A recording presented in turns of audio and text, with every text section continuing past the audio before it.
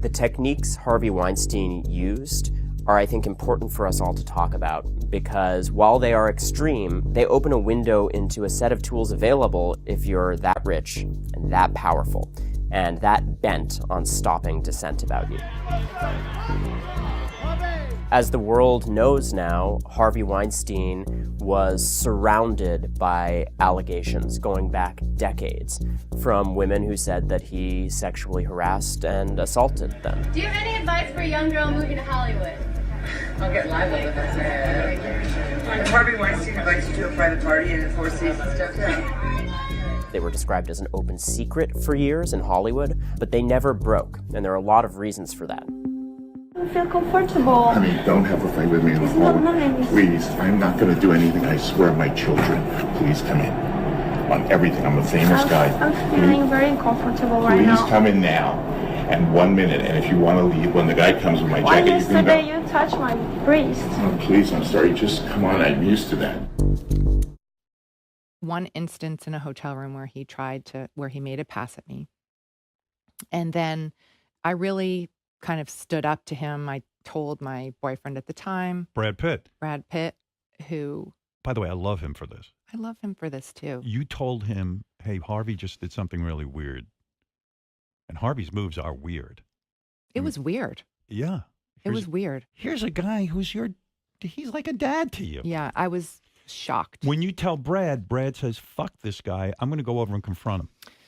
So what happened was I told him right away, and I was very shaken by the whole thing. And I had 2 movies. I'd signed up to do 2 movies with him. Were you afraid that the movies would be canceled? Or I you was would be afraid. Yeah, sure, because this was a good thing. And Brad Pitt, we were at the opening of Hamlet on Broadway that Ralph Fiennes was in Hamlet, and Harvey was there, and Brad Pitt, it was like the equivalent of throwing him against the wall, energetically. It was like... Were you afraid, though? Was it really, and this, I mean, great guy, Brad Pitt, for doing that. But at the same point, too, it's your story. It's your relationship with Harvey. As most guys do, they take action. Right. When you come home and say, Harvey just did a weird thing to me, I'm going to do something. Yeah. Maybe you weren't even looking for that. Like he took it upon himself to confront Harvey. How about no more meetings in hotel rooms? How about some obvious things? I have questions about the other people involved. I want to know who is taking these actresses up to his room. And I'd like to know if people say they had a story, that reporters say they had a story and didn't run it. I'd like to know why they didn't tell the story in the last 10 years. I would have liked to have known this. That this man was assaulting women and was silencing women. I would have liked to have known that. And somebody did. And I'd like to know who that was. Because it doesn't all just happen with one person. With him once a decade ago, and I was like, this is a bad dude. I'm never going to work with him ever again. And everyone is just like, yeah, but they still do. And I think someone like him, everyone knows. I remember one of the first stories you heard about him involved inappropriate sexual misconduct, and I think that people... I know that people would say to me when I would refuse to work with him, he's old school. It's stuff like that. And there is kind of like a wink and an acceptance of that type of behavior. I think a lot of Hollywood people also like the fact that we work in a business that doesn't have the same rules as other businesses, and there's kind of like free to have varying personalities and stuff like that. And I think that ultimately also allows people to excuse a lot of horribly inappropriate behavior that shouldn't be acceptable, for people to work with people.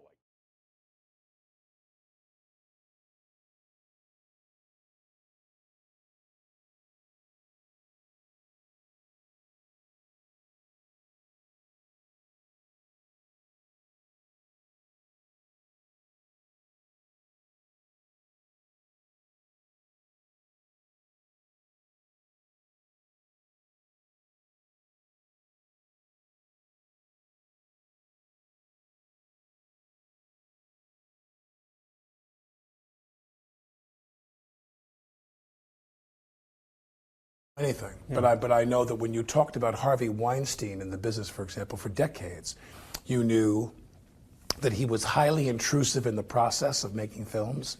Mm-hmm. You know, his nickname was Harvey Scissorhands, and he was very intrusive in the path of the directors who worked for him. Number two, you knew that he was a very intense guy and very bullying guy and was shouting and screaming at people and exhorting them when he didn't get his way.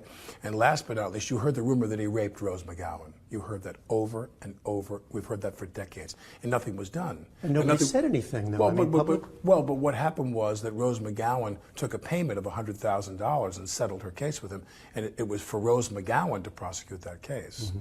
I mean, I don't think you and I are working at a job and we vet everybody we work for in terms of not just sexual crimes, racism. Do I sit there and say to myself, I want to have a forensic psychiatrist come and examine the entire board of Warner Brothers, and I will never take another paycheck again from Warner Brothers until everybody on that board of directors that runs that company has been vetted, that they're not racist, sexist, homophobic, you name it. I need to have a report on that. Mm-hmm. And you could do the same thing. You could sit there and say, I'm never going to work for public television again until the board of directors that determines who pays yours. You get the idea. Of course. And the point is where do you draw that line? Meaning we all go to work and assume we give people the benefit of the doubt.